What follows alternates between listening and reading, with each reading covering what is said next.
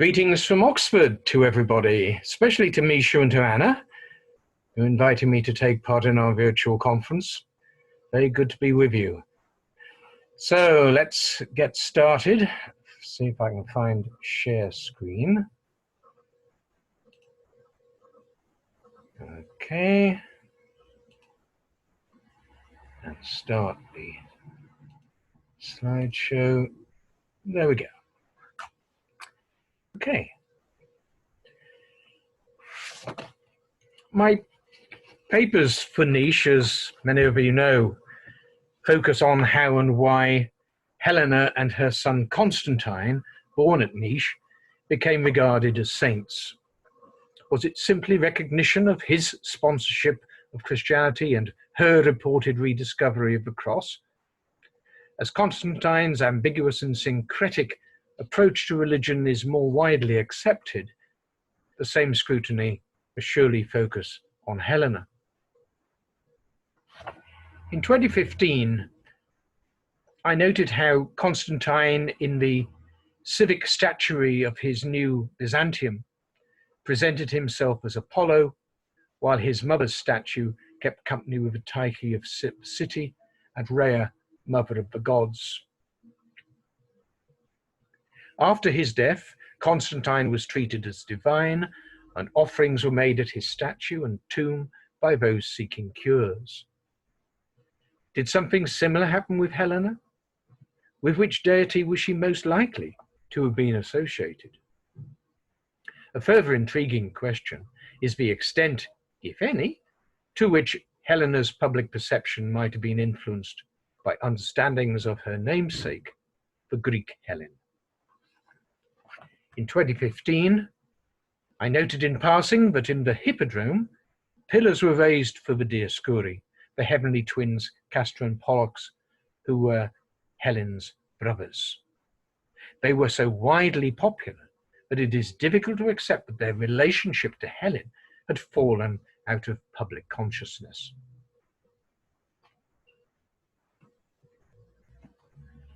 In the second half of the 4th century, Lactantius Placidus composed a commentary on the Thebaid, an epic poem by Statius, who wrote in Latin in the final decade of the 1st century CE, but was raised in the Greek cultural milieu of the Bay of Naples.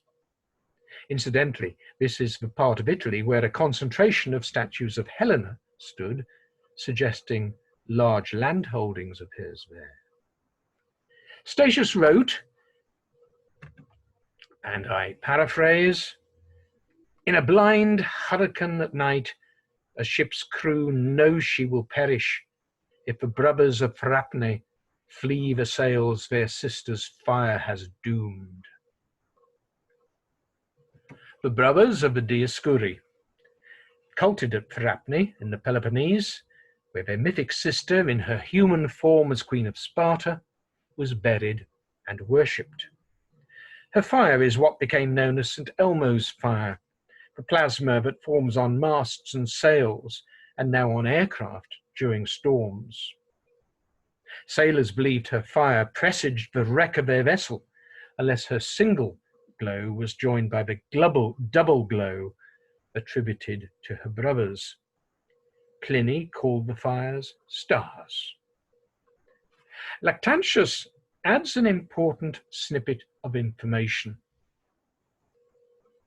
When they saw the star Helen, which it is said is Urania, such is the power of the fire that if this star was rooted in a ship, the sailors knew they should fall, but they are saved by the beneficial twin stars.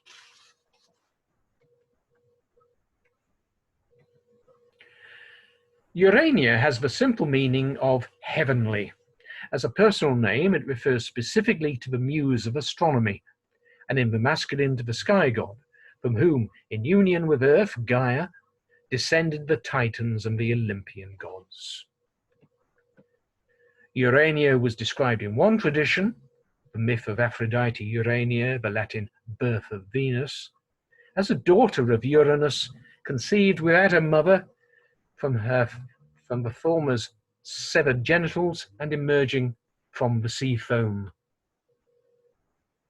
Canonically, Urania is depicted with a globe to which she points with a little staff and or compass.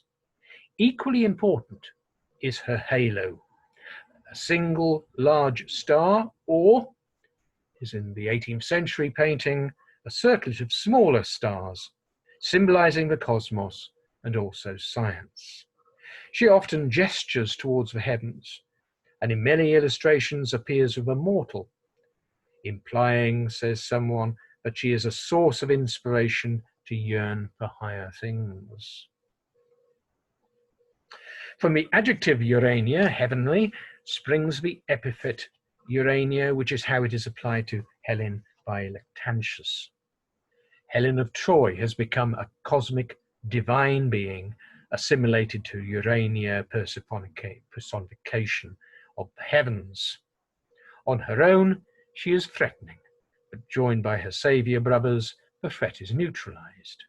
She stands for anger, they for resolution. Helen was in exalted company, for the epithet Urania was applied notably to Aphrodite, to reference her heavenly or spiritual love, as opposed to the more earthly, physical passions mediated in her aspect as Aphrodite Pandemos, common to all the people. There was an altar of Aphrodite Urania in Athens, at Aphrodite's sanctuary of Alphaka below Mount Lebanon. Locals called her Urania. In Arabia, goddess Alat was likewise identified with Urania. As Venus Celestis, known in Rome, Aphrodite is also an epithet, Urania is also an epithet of the Syrian goddess found at Apulum in Dacia. The epithet was also attached to Hera, wife of Zeus, shown in this seal from the 2nd or 3rd centuries CE, riding her lion with the Dioscuri and their stars in attendance.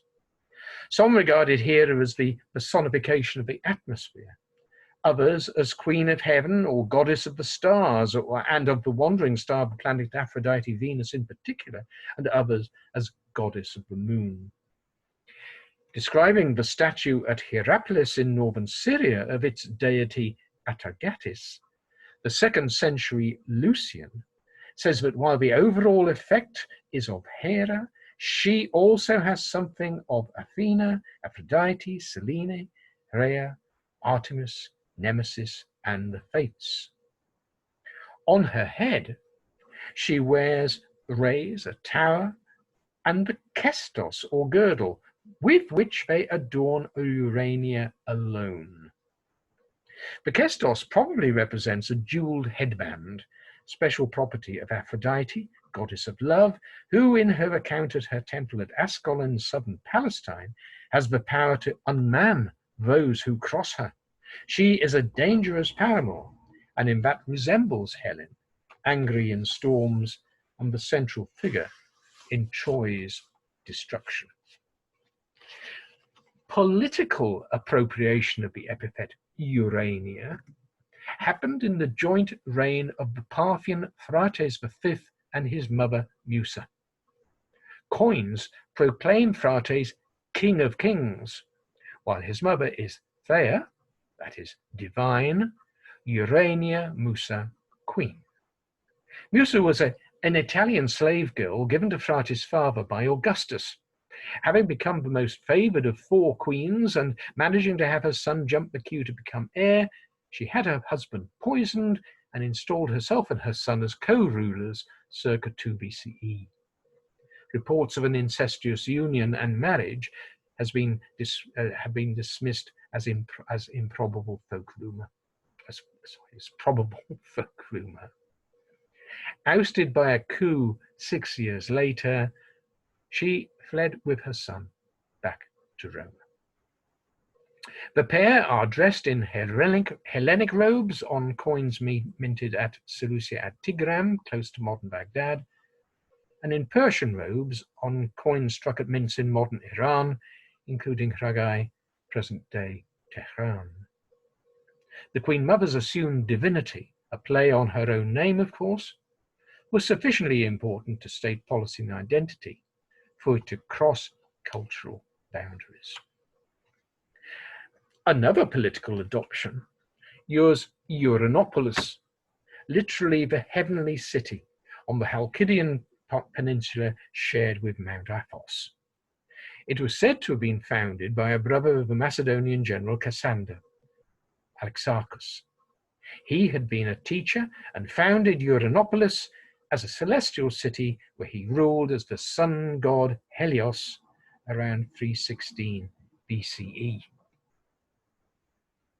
His citizens, like the stars, were called the children of heaven, and his coins display the sun, moon, and an 8-pointed star, most plausibly the third great heavenly light, Venus Aphrodite. Indeed, on one interpretation, Alexarchus' coins appear to feature as a standard reverse type, Aphrodite Urania, personification of a heavenly love which pervaded the universe. The name Uranopolis, Universal City, was also borrowed by the Greek antimony of Naucratis towards the beginning of the 2nd century CE to describe Rome. And perhaps it should also be applied to New Rome, Constantinople.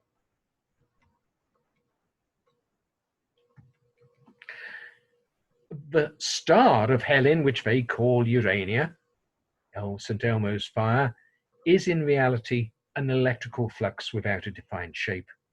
Nevertheless, the ancients perceived it as a celestial light and classified it as best they could as a star.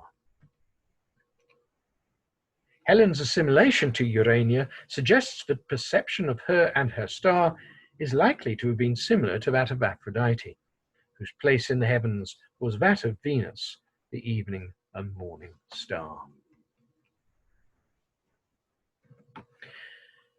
Venus took its Babylonian name from the East Semitic deity Ishtar. From the 12th century BCE, Venus is one of the prime symbols of Ishtar's Sumerian counterpart Inanna, or Nananya, Lady of Heaven. Here Venus accompanies the sun and crescent moon on a kuduru, or land grant stele, on which King Melishipak introduces his daughter to the goddess. Venus, an 8-pointed star, hangs over Inanna, proclaiming itself her celestial body. A millennium later, again as one of the 3 great lights, Venus appears on this medallion from a temple in Iconum, Afghanistan, circa 200 BCE. Cybele, with a turreted crown, rides in a chariot drawn by 2 lions, beneath the sun shown as Apollo, moon, and 16-pointed star, 8 points doubled. Further examples of the 8-pointed star come from Corcyra, Campari mercenaries at Etna on Sicily, Tanos on Crete, Thiesos in Lydia. From Uranopolis, Alexandria, Rome in the reign of Vespasian, and the kingdom of the Cimmerian Bosphorus, Crimea, and the shores of the Lake of Azov. The presentation of the 3 great lights is approached in a more vigorous way on a coin of the patrician Manlius Sejanus. With helmeted Roma on the obverse, Sol in an oncoming quadriga rises from the waves of the sea, his head flanked by the crescent moon and by an X which ought to stand for Venus, and probably does. The 2 stars either side of the chariot and horses perhaps represent the Dioscuri.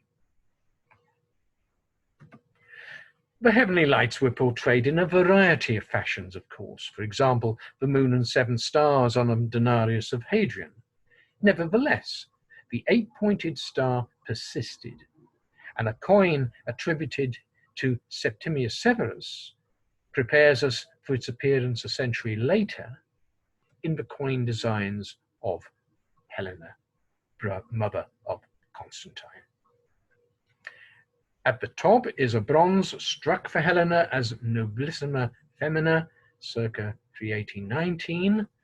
Here the star is set within the Corona Triumphalis, part of the official dress awarded to victorious generals, and after 180 reserved for consuls and the emperors themselves.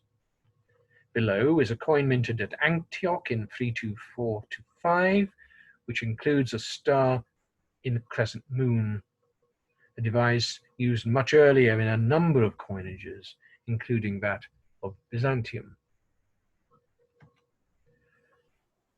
Popular perceptions of powerful individuals in the classical world owed much to state propaganda through statuary and coinage.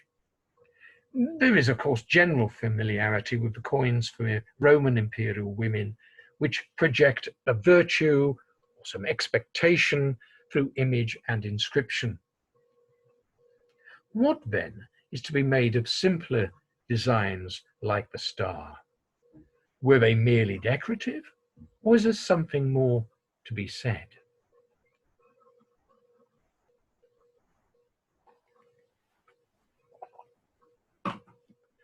That the same or similar designs as the star in laurel wreath were used on coins of Constantine himself, Helena's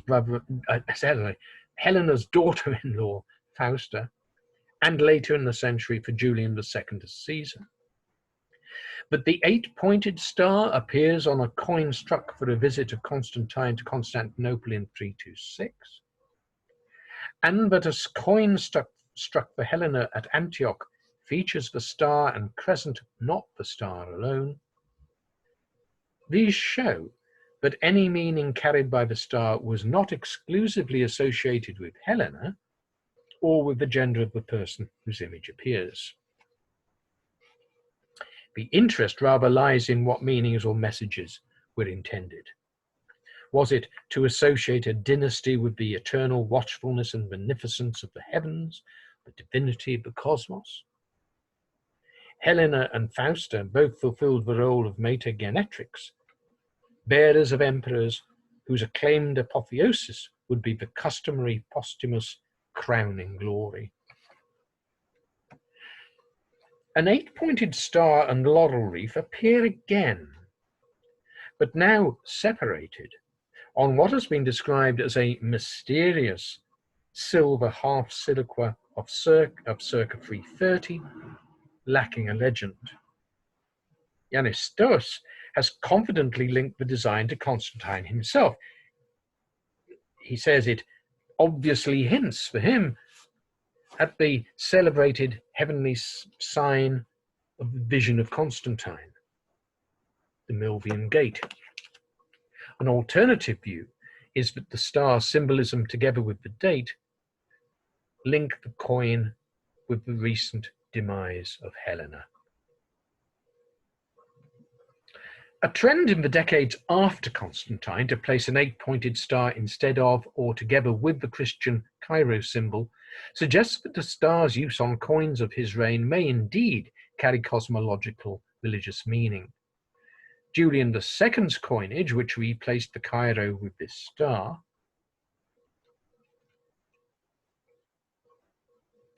carried in its bull motif the last image from the old religious dispensation. Julian's gold solidus here continued a type begun under Constantine's son Constans in 337. Old and new Rome hold a shield with an 8-pointed star. Already in 330, New Rome's consecration had been celebrated with symbols harking back to pre-Christian tradition and iconography, including, in the case of Rome, 2 stars interpreted as those of Castor and Pollux, and in the case of Constantinople, victory accompanied by a single 8-pointed star. Perhaps the safest conclusion is that this star represented celestial protection of the empire and its unity. The inscription introduced the coinage by Constans, Fel temp reparatio, happy times restored, looks back as well as forward. The late dates of much of this material demonstrates how very much alive was belief and faith in the divine pantheon into the century in which Helena's son proclaimed her Augusta with the implied divinity that title conveyed. It was not simply intellectual curiosity and among an educated elite. It is impossible to ignore this, and what may be inferred about everyday understandings around such matters as the name one was given at birth. In many parts of Christendom, saints' name days are still celebrated today, as many of us know. Musa's title, Musa Urania, shows that state propaganda was not ignorant of such things. Constantine's continued use of symbols from the old religion allowed informal beliefs to continue even as formal structures began to give way before the new religion. Decreasing income, influence, and state support meant that the old religion was kept alive in the hearts and minds of the populace rather than in temples and official, ultimately outlawed, commemoration. Modern survivals like the firewalking of Thrace remind us that the folk religions of late antiquity and medieval Europe may have looked very similar, while aspects of ancient informal ritual seeped into the formal expressions of the new religion. It was said that when Julian II erected the image of Apollo and Artemis at Nicomedia and ordered it should be revered, saying that the likenesses were of him and his wife, named Helena, a huge number were deceived and fell headlong into idolatry. In Byzantium, the same families whose members left offerings at the foot of Constantine's Apollo pillar circa 400 may have performed similar acts at Helena's statue in the Augusteum. In 2015, I noted its proximity to those of the Tyche and Rhea. There was little to prevent her assimilation in the popular mind to another of the old deities, Helen Urania included. Perhaps it was because she was the focus of informal non-Christian veneration that Ambrose of Milan and others took steps to seize on reports that she had rediscovered the cross and publicize it as a saintly act of Christian piety.